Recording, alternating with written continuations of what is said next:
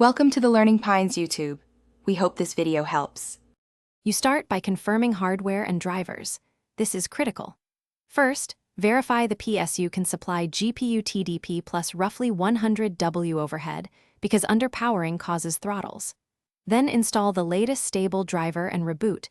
Drivers manage clocks and power states. Once done, set your OS power plan to high performance and disable battery saver. This ensures the system won't downclock the GPU. Make sure background limits, like VSync or frame capping, are off, so the GPU can actually load to 100%. You now force sustained load and observe behavior.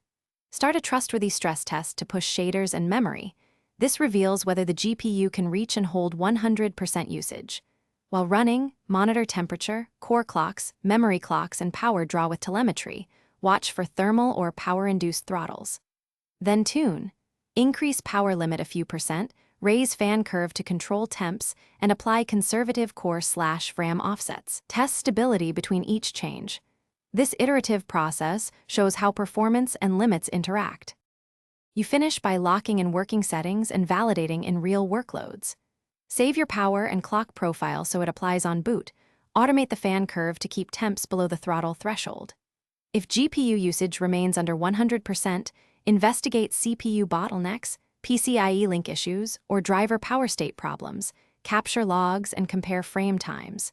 And if performance drops persist, troubleshoot thermals. Clean dust. Ensure airflow, and reapply thermal paste as a decisive fix. This single action often restores sustained 100% loading.